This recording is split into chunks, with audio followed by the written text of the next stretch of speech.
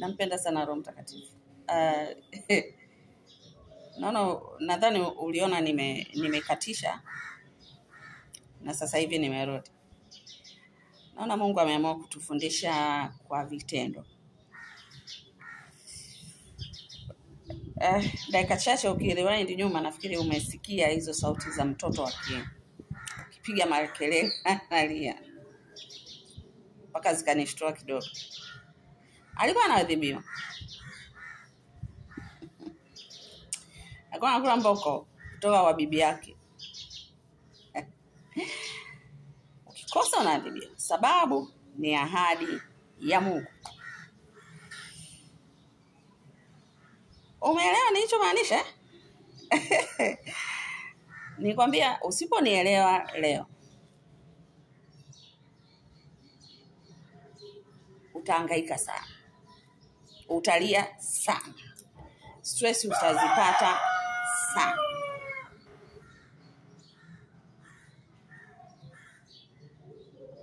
Nilikuwa nakusomea Adam na Eva walimkosea Mungu, wakaadhibiwa.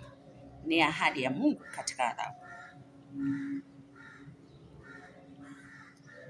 Nilikuwa nakusomea hapa ni mwanamke tu, Hawa, bibi yetu, mama yetu, shangazi yetu.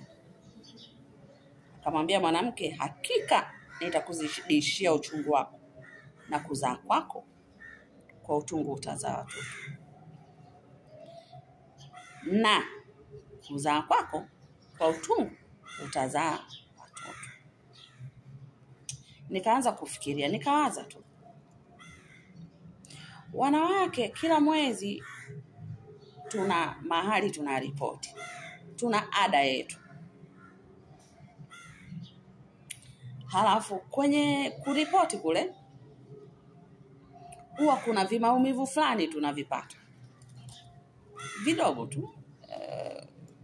Vinachosha saa nyingine. Unajisikia vibaya. Imeisha. Halafu kuna wengine mpaka anaenda kulazwa. Akiwa ameenda kuwasalimia kina Neil Armstrong huko mwezini. Sasa niliposoma hii na kuzaa kwako kwa utungu utazaa watoto. Huku nyuma anasema nitakuzidishia uchungu wako.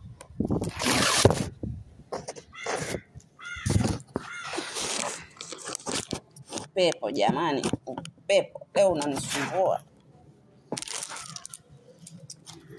Aliposema hakika nitakuzidishia uchungu. Halafu huku mbele na kuzaa kwako kwa utungu utazaa watoto. Likanijia wazo. Ukute Mungu alikuwa anataka tuzae kwa vimaumivu kidogo. Kama vile ambavyo tunaingia mwezini kila mwezi. Labda ndio ulikuwa utaratibu. Ila Eva jamani, Eva. Akatutenda jamani, alitutenda.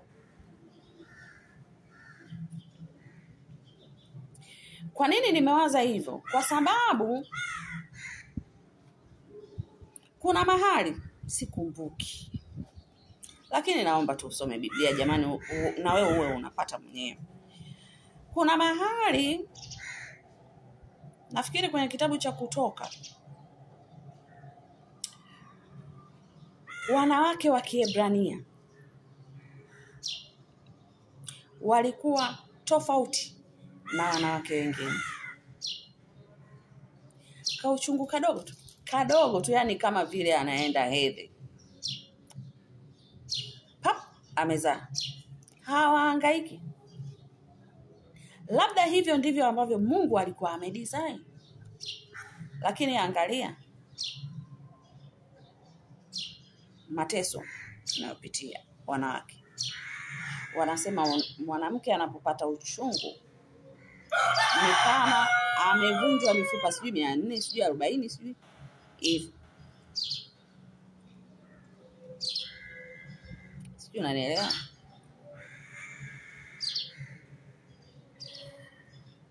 Mimi ninawaza hivyo kwa sababu sio kwa wanawake wa Kiebrania tu. Nimewahi kumshuhudia dada mmoja, rafiki yangu nilikuwa naye chuo. Kaolewa, kapata ujauzito, anaenda kujifungua. Yaani tena tulikuwa naye chuo. Kwa mzima, tumbo sijui. Kaenda hospitali hajachukua muda, kajifungua. Akasema yani nilikuwaga namuomba Mungu, naomba nisipate uchungu mwingi. Usinipe uchungu ule unaumiza.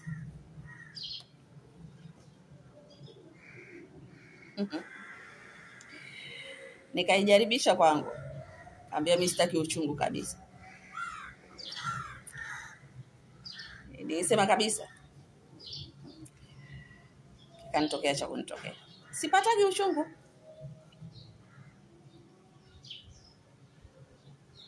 Hata niwekewe maji ya uchungu, hata niwekewe kidongo, sipati uchungu. Kwa hiyo mkasi.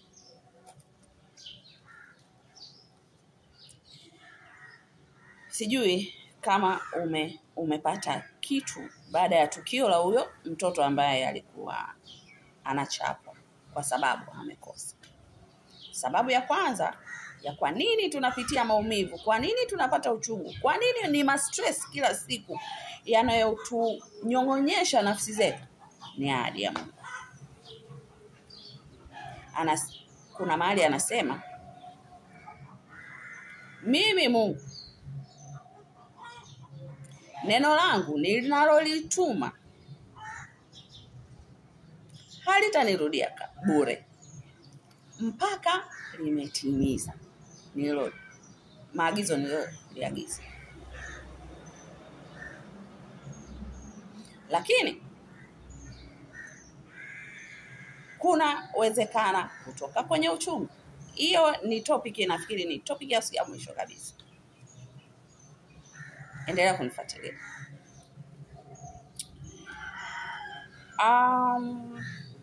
Tunaona Eva, Mungu anampa ahadi, utazaa kwa uchungu na uzao wako. Yaani hii ikitoka kwa Eva maana yake nifuatilie. Kwa nini? Kwa sababu kuna mahali Mungu akaandika, nafikiri ni Kutoka 20 kama sikosei. Nisema sasa hivi. No, ngoja nirudi kwa Adamu kwanza. Tumalizane na Adamu. Huyo ni Eva. Ukisoma hiyo Mwanzo 3 mstari wa 17, mstari unaofuata, anasema akamwambia Adamu, kwa kuwa umeisikiliza sauti ya mke wako, ukala matunda ya mti ambao nalikuagiza nikisema usiale, ardhi imelaaniwa kwa ajili yako. Angalia neno linalofuatia, kwa uchungu utakula mazao yake siku zote za maisha yako.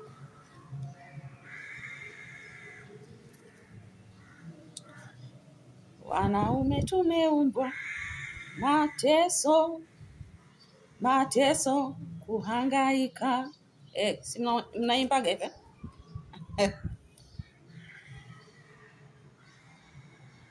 Bila kuumiza kichwa. Na wanasema hii ni sababu ya wanaume kufa haraka. And no one cares. Sasa mwanaume, ngoja nikwambie sababu ni nini. Umeipata? Kwa sababu ni ahadi ya Mungu. Wewe utoke uende ukatafute, ulete.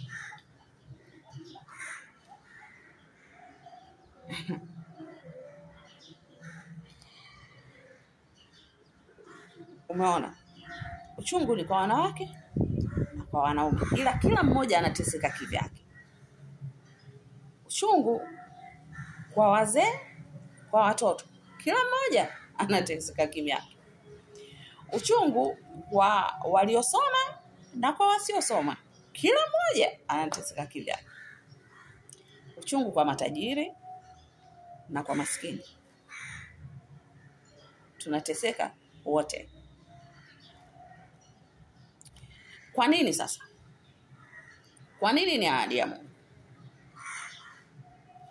Unapokosea Mungu, nisema sababu ni ahadi ya Mungu, ila chanzo ni shetani. Sababu ni shetani anatonea wivu na hataki kunyang'anywa mamlaka yake. Chanzo ni nani? Ni yeye, shetani.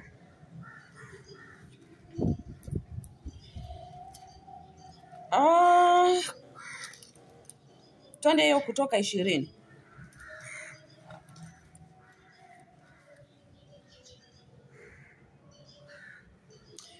Tuanze mstari wa kwanza. Mungu akanena maneno haya yote akasema, mimi ni Bwana Mungu wako, niliyekutoa katika nchi ya Misri, katika nyumba ya utumwa. Usiwe na miungu mingine ila mimi. Usijifanyie sanamu ya kuchonga wala mfano wa kitu chochote kilicho juu mbinguni, wala kilicho chini duniani, wala kilicho majini chini ya dunia. Usivisujudie wala kuvitumikia, kwa kuwa mimi Bwana Mungu wako ni Mungu mwenye wivu, na wapatiliza wana maovu ya baba zao, hata kizazi cha 3 na cha 4 cha wanichukiao. Nami nawarehemu maelfu elfu wanipendao na kuzishika amri zangu. Usijitaje. Nafikiri umeona hizi amri nyingine sasa zinaendelea huko chini. Lakini mimi mstari wa ngapi? Wa 5. Wa 5b. Kwa kuwa mimi Bwana Mungu wako ni Mungu mwenye wivu. Ni Mungu mwenye wivu, na wapatiliza wana maovu ya baba zao, hata kizazi cha 3 na cha 4 cha wanichukiao. Kitaka kuielewa vizuri, rudi Mwanzo 3. Soma ile kitu, utaelewa kwamba kilichotoka kwa Hawa kitakuja kwa bibi na shangazi na mama na binamu na dada mpaka mimi. Kilichotoka kwa Adamu kitaenda kwa baba, kwa babu, sijui baba mkubwa, baba mdogo, kinafuatilia. Uchungu. Kwa nini tunaumizwa? Kwa nini tunapata uchungu? Na kila mtu anapewa kwa design yake. Wanawake kwa design yetu, wanaume kwa design yao. Frustration nyingi za wanaume ni kwenye kutafuta mali. Frustration nyingi za wanaume kutafuta kwa ajili ya familia zao. Ndio maana hawaumizwi sana na mapenzi. Njoo kwa wanawake. Njoo kwa wanawake. Hakika nitakuzidishia uchungu wako na kuzaa kwako. Kwa utungu utazaa watoto, na tamaa yako itakuwa kwa mumeo, naye atakutawala.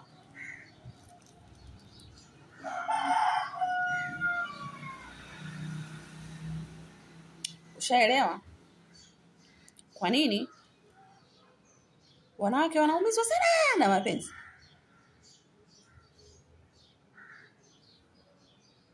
Kwa sababu wamepewa uwezo wa kuhimili huo uchungu.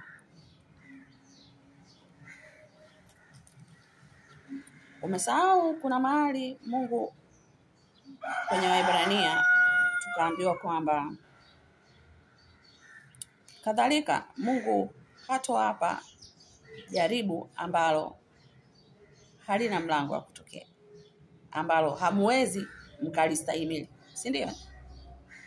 Kila mtu anapewa kwa kiasi chake uchungu. Kwa nini tunaumizwa? Sababu ni ahadi ya Mungu.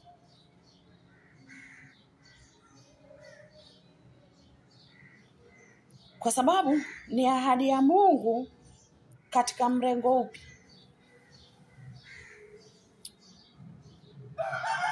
Tulimkosea Mungu kupitia Adamu na Hawa.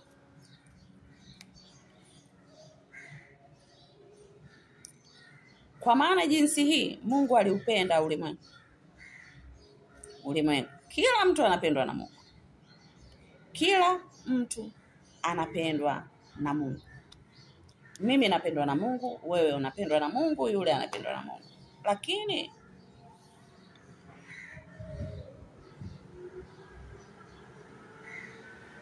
Mungu ananiamini?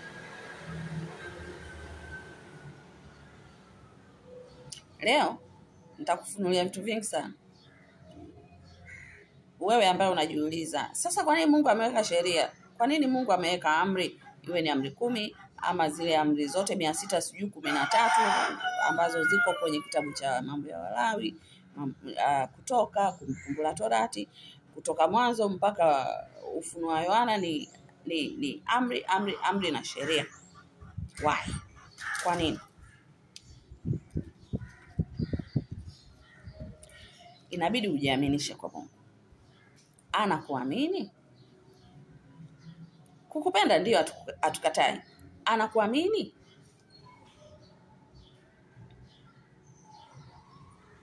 Tunapitia machungu, tunapitia kuumizwa kwa sababu Mungu anataka atuamini. Na anapotuamini, anataka amuonyeshe shetani kwamba wewe haukunitii, wewe uliniasi, lakini yuko ambaye ananiamini, ananipenda, ananitii. Nilisema hivi, kwa maana jinsi hii Mungu aliupenda ulimwengu. Yohana 3:16. Hata akamtoa, naendelea, hata akamtoa mwanae wa pekee, ili kila mtu amwaminie asipotee, bali awe na uzima wa milele. Amwaminie nani? Amwaminie mwanae Yesu. Unamwamini Yesu?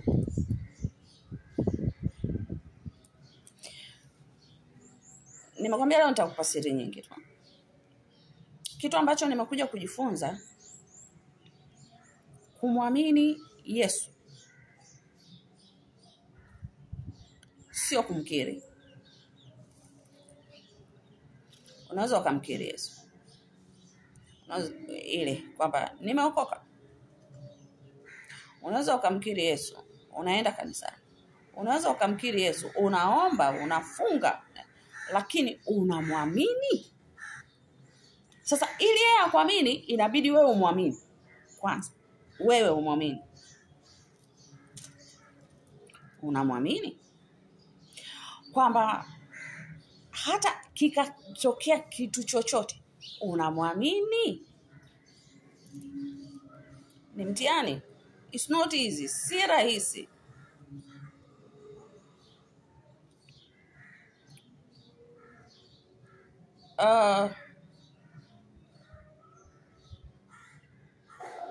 Uchungu ni matokeo ya Mungu kutafuta. Tunamwamini? Shetani alishamuumiza. Shetani alishamuasi. Akasema potelea pote. Wewe toka. Akatuumba sisi. Sawa eh? Tuwe badala wa shetani. Mungu anataka kitu kimoja tu. Tumwabudu yeye. Tena tumwabudu katika roho na kweli. Akasema kama hii theluthi moja hii ambao ndio walikuwa wananiabudu, kazi yao ni kuniabudu tu, wameniasi. Sasa namfanya mtu kwa mfano wangu, ila nitampa akatawale. Ushaelewa kwa nini Mungu akasema na tumfanye mtu kwa mfano wetu, kwa sura yetu, ili wakatawale samaki wa baharini, ndege wa angani, vitambaa vyote na kila kiumbe kiendacho. Kila kiumbe kiendacho. Hakusema kiumbe hai kinachoonekana kwa macho haya ama kisichoonekana. Ina maana mpaka shetani tulipewa amri ya kumtawala. What happened? Sisi wanadamu tukasema ngoja tumpe shetani. Tukaasi na sisi. Sasa ili Mungu akuamini, anataka umuonyeshe unamwamini yeye, unamwamini shetani. Pale ambapo Yesu anakuambia usifanye hivi, utamwamini ufanye ama usifanye. Pale Yesu anapokuambia imeandikwa usizini, lakini mimi nawaambia amtazamaye mwanamke kwa kumtamani amekwisha kuzini, unamwamini Yesu na unamtii kwamba sasa usitamani mtu wa jinsia tofauti ambaye si mke wako. Pale anaposema imeandikwa usiue, lakini mimi nawaambia hata kumfiolea tu ndugu yako umemkosea Mungu, unastahili adhabu. Unamwamini Yesu? Mungu anataka tujionyeshe kwamba anaweza akatuamini.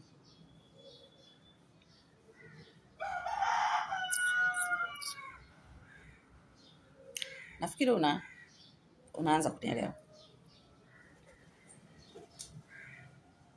Mungu anataka tumdhirishie kwamba tunamwamini ili na yeye atuamini. Kutupenda anatupenda. Shida ipo, anakuamini? Hili ni jaribu ambalo linawapata sana.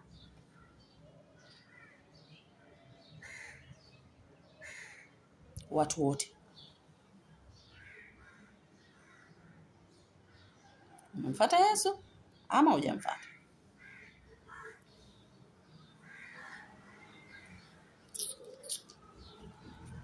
Kutoka 34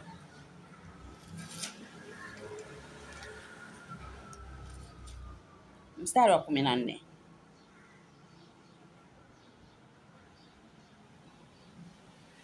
Maana hutamwabudu Mungu mwingine, kwa kuwa Bwana ambaye jina lake ni mwenye wivu, ni Mungu mwenye wivu.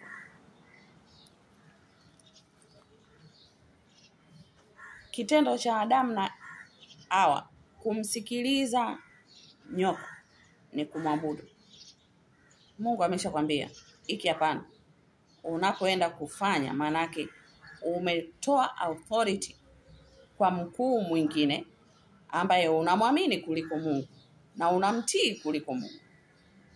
Kazi kwako. Nimemaliza mimi. Ili Mungu atuamini. Kwa sababu sisi tunamwamini. Ndio maana tunaumizwa.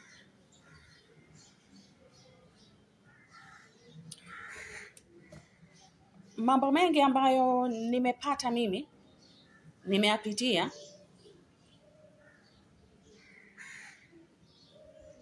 ni kwa sababu nilikuwa sijamwamini, nikidhani kwamba nimemwamini. Nilikuwa sijamwamini nikidhani kwamba nimeshamwamini. Kwa hiyo ilinichukua nikasuguliwa mpaka sasa hivi ninamwamini. Si rahisi. Kwa hiyo ninayafurahia yale ambayo niliyapitia kwa sababu nimejifunza. Na leo nakufundisha na wewe. Sababu ya pili nilikwambia ni kwa sababu Shetani anatuonea wivu na hataki kunyang'anywa mamlaka yake. Sababu kubwa ambayo shetani alimdanganya Eva aondoe ule utawala ambao walipewa Adam na Eva, kutawala viumbe vyote akiwemo shetani. Kumbuka Mwanzo 3 tunaambiwa basi nyoka, mstari wa kwanza. Mwanzo 3 mstari wa kwanza anasema basi nyoka alikuwa mwerevu kuliko wanyama wote wa mwitu waliowafanya Bwana Mungu. Mwerevu huwa anaweka strategies zake. Anajiuliza maswali. Nini nataka kufanya? Kwa nini nifanye? Nimfanyie nani? Nifanye lini? Nifanye wapi? Na kwa jinsi gani? Kwa hiyo kabla nyoka hajamwendea Eva, alijipanga. Kabla hujafanya kitu, kuna maswali lazima ujiulize. Why? What? Who? When?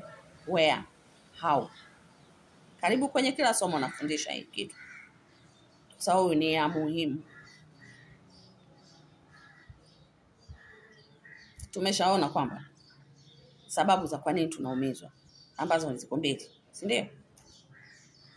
Hizi sababu zote zinapelekea sisi tukose, sisi tuasi, ama tusikose, yani tusiasi, tusimkosee Mungu, tusimwasi Mungu. Kwa hiyo hapa utajiuliza what? Nini? Uchungu, maumivu, stress, magumu. Kwa nini? Nimekupa jibu. Kwa sababu ahadi ya Mungu anataka aone tunamwamini, hatutamkosea. Nenda kamsome Ayubu, utagundua kitu. Alijiaminisha kwa Ayubu.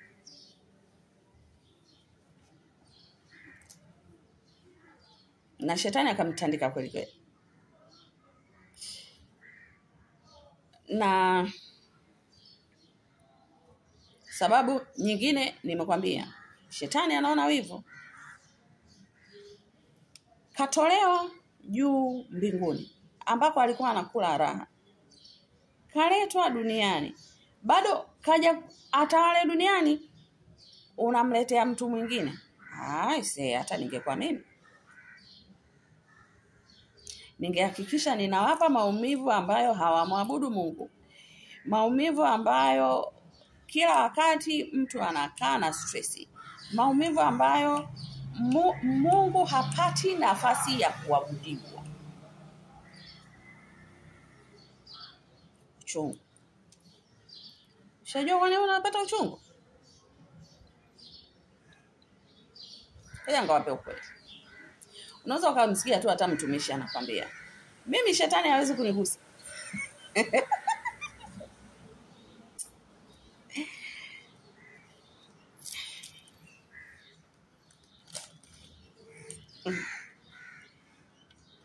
Hivi shetani aliweza kwenda kwa Yesu? Who are you? Who are you? Who are you?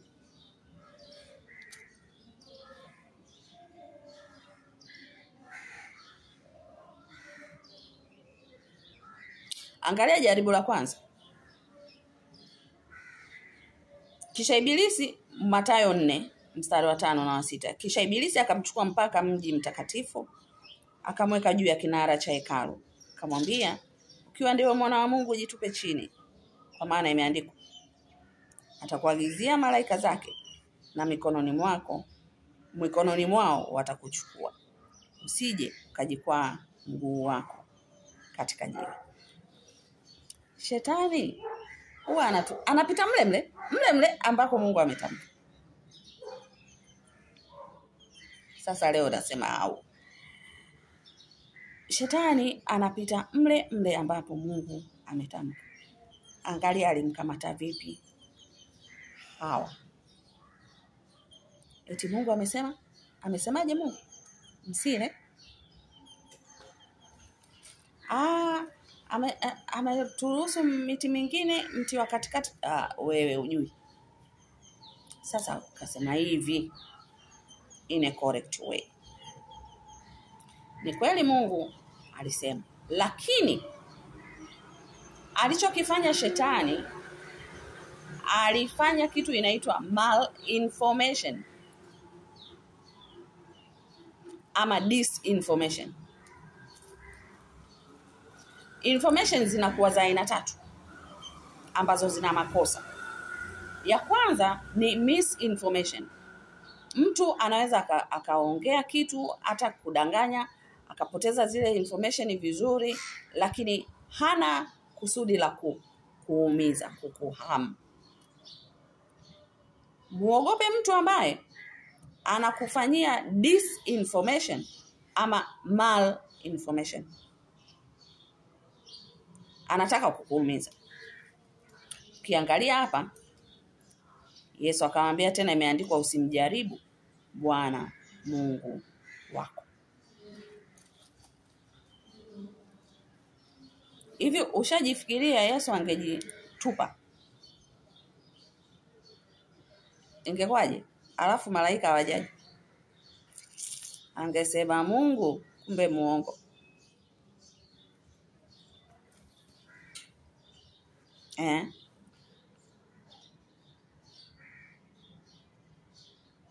Lakini unajua kwa nini hakujitupa? Alikuwa hajawapa mamlaka. Kwa sababu yeye ndiye Mungu.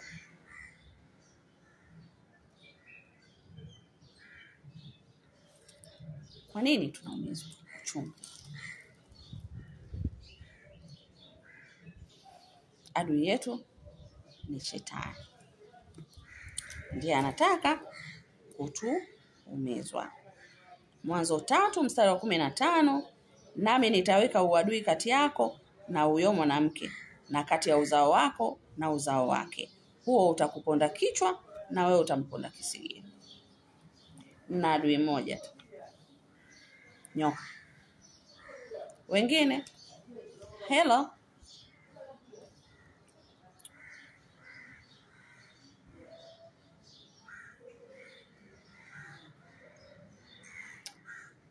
unaumizwa kwa sababu wewe ni target ya shetani. Unaumizwa kwa sababu wewe ni target ya shetani. Unaumizwa kwa sababu shetani amekulenga wewe. Kwa nini? Usimpendeze Mungu. Nothing else. Kwa sababu mtu akija akakuumiza, ukapata uchungu, sema ukweli, ile amekuumiza kabisa. Hata kama ulikuwa unaomba vizuri, utapunguza kuomba. Ulikuwa unaamini watu, unapunguza kuamini watu. Ulikuwa una upendo kwa watu, unacheka na watu, inapunguza. Ndio shetani anachotaka. Ukae tu na huzuni, ukae na stress hivyo. Kwa nini tunaumizwa? Kwa nini uchungu? Kwa sababu ana hasira na Mungu. Haitaka kumpindua, kashindwa. Sasa nitumia aliwaumba. Yaani kwenye ugomvi wa Mungu na shetani, sisi ni vyombo tu.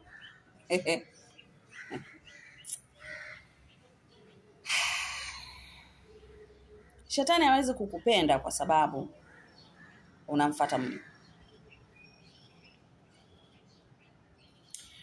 Elewa kwamba pale ambapo umeamua, unaweza ukasema unaenda kanisani, unafanya tu mambo yako, shetani hana mpango na wewe. Wakati ule ambao unataka kumpendeza Mungu, ndio wakati ambao maumivu yanainuka.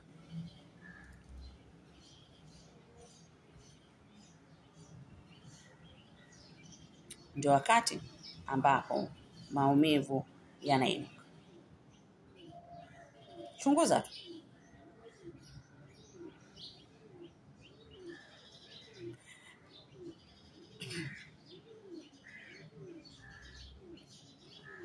Uelewe kwamba ni wakati wowote, ila shetani huwa ana muda wake, anapanga, anajua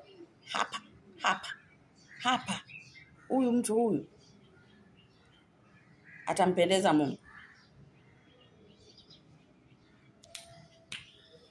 Ngoja nimkamate. Nani wanahusika hapa? Shetani ambaye ni mtenda, wanadamu ambao ni watendwa. Wapi? Tunaongelea the location and the position. Location na position. Anakupigaje? Anakupigia wapi? Shetani anakupiga kwenye uchumi. Fikiria tu mtu ghafla kaachishwa kazi, kawekewa fitina. Kuna mtu nilikuwa namhudumia juzi, kapata kisa kimoja. Alikuwa amepewa nyumba, anawekewa mafuta kwenye gari na nini na nini. Mtu tu kaenda kumchoma tu. Sasa hivi hapewi mafuta. Vingine bado anapewa. Mafuta ya gari hapewi, ambayo alikuwa anapewa mpaka zaidi ya milioni. Yaani ni vitu vya kawaida kabisa ambavyo shetani anavitumia kwenye uchumi, kwenye mahusiano. Ninaposema mahusiano, sio mahusiano ya bana, wengi wanafikiria hapa mahusiano ya mapenzi. Hapana. Mahusiano baba na mama, baba na mtoto, mtoto na mama, mtoto na baba, shangazi kwa mjomba, ndugu, marafiki, jamii, ndio ninachomaanisha.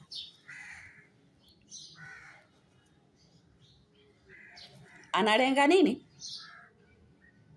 Moyo wako. Analenga nini? Nafsi yako. Kwa hiyo kabla hujafikiria kupambana na shetani, kuondoa maumivu kwenye mwili, shughulikia hapa na hapa. Shughulikia moyo wako. Shughulikia nafsi yako. Linda sana moyo wako, asije mtu akakudanganya. Linda sana moyo wako, kwa sababu ndiko zitokako chemchemi za uzima. Sasa usipotoa chemchemi za uzima kwenye moyo wako, kwenye nafsi yako, utatoa chemchemi za mauti, uchungu, magonjwa, stress, kila kitu. Linda sana moyo wako.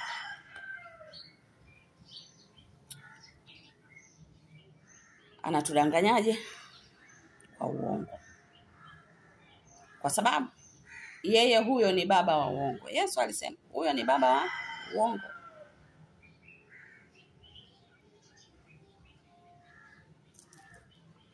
Anadanganya.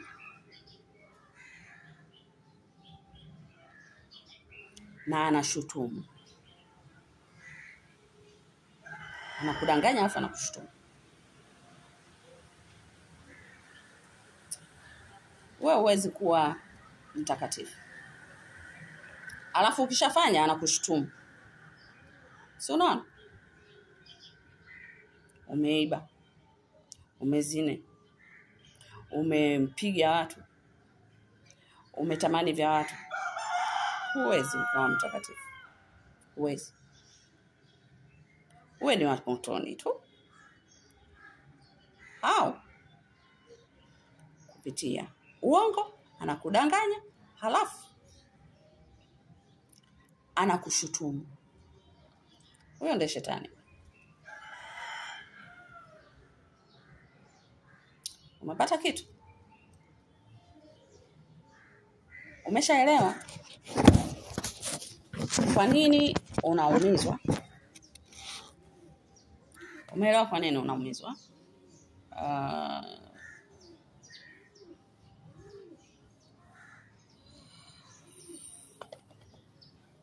Sijui kama na kitu cha kuongezea.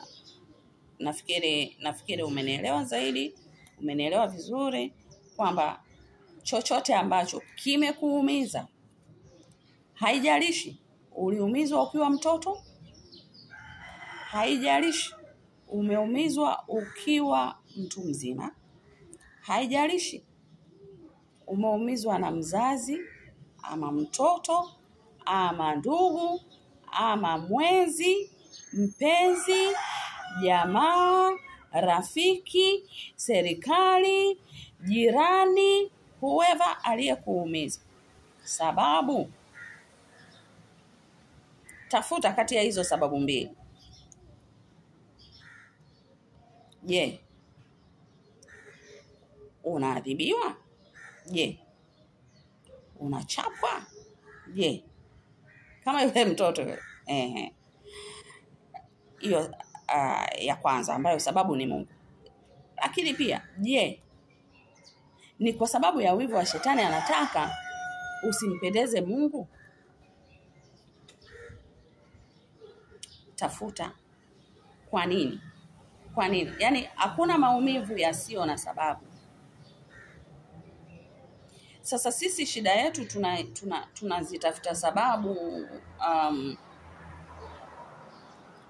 mwilini, kwa jinsi ya mwili. Fulani mbaya sana ameniumiza, fulani kafanya hivi, fulani kanisema hivi, fulani hivi. Yaani si ushasikiaga? Hata mimi nilikuwaga naamini hivyo kwamba adui wa mwanamke ni mwanamke mwenzake. Adui wa mwanamke ni shetani. Adui wa nyoka ni shetani. Adui wa mwanaume ni shetani. Adui wa mwanadamu ni shetani tu. Au wengine wote ni vyombo. Ndio maana vyombo hivi ukiviosha, kama chombo kilikuwa kichafu, ukikiosha kinakuwa kisafi. Yes.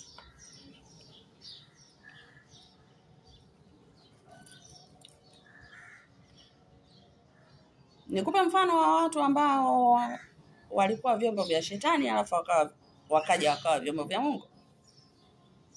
Baada ya Mungu kuviosha, kuvisafisha. Naanza na Sauli. Sauli alikuwa mtu wa shetani. Sauli alihusika kwenye mauaji ya Stefano.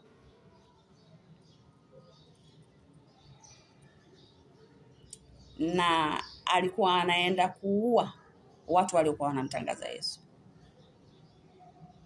Lakini Yesu alifanya nini?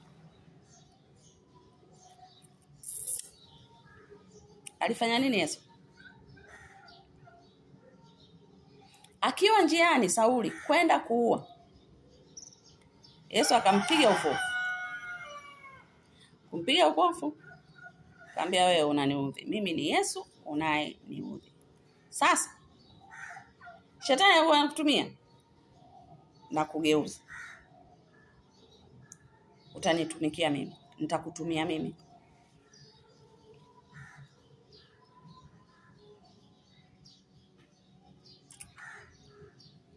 Nenda kwa fulani, utaona, utafundishwa na utanitumikia. Na badala ya Sauli utaitwa Paulo. Mtume Paulo aliandika sijui Warumi, sijui Wakorinto, Waefeso, Wagalatia, Tito.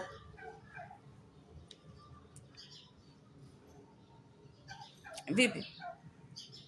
Na wewe ni chombo cha shetani? Yesu anaweza kukubadilisha. Nikupe mfano mwingine. Sikumbuki jina la yule dada. Kwa nini limenitoka jamani?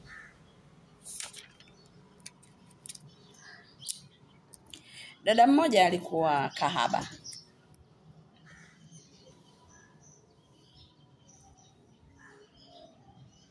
Wakati wana wa Israeli wanaenda kuipeleleza nchi,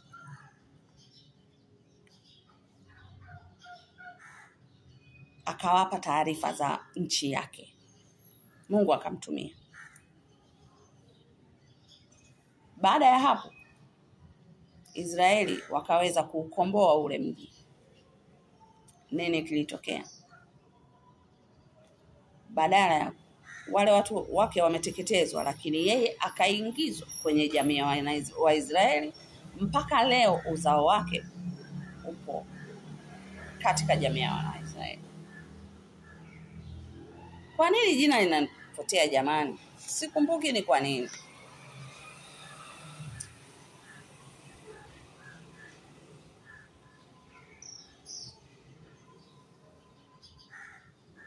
Ni wewe tu kuamua unataka kuwa nani. Mungu akutumie ili utoke kwenye maumivu, ama utaendelea kumtumikia shetani ili uwe chombo chake. Kumbuka, kwa nini tunaumizwa? Kwa sababu shetani ana wivu na sisi. Kwa sababu yeye ni chanzo.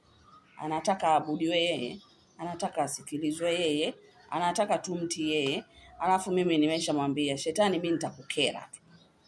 Yaani tangu nilipogundua kwamba kumbe hii ndio silaha yako kubwa kwangu, kuniletea uchungu, kunigombanisha na watu, kunifanya niwe na mastresi, kuniumiza, kuniharibia vitu vyangu. Okay. Now I have known. Sasa hivi sikasiriki. Yaani mtu hata nifanyie nini, sikasiriki. Na nzuri zaidi, nitakaa na muombea tu. Vizuri, yaani nikiingia kwenye maombi namtaja Bwana Yesu. Yule pale mbadilishe. Kwa nini? Kwa sababu nataka nimkere tu shetani. Nimemshamwambia nitakukera.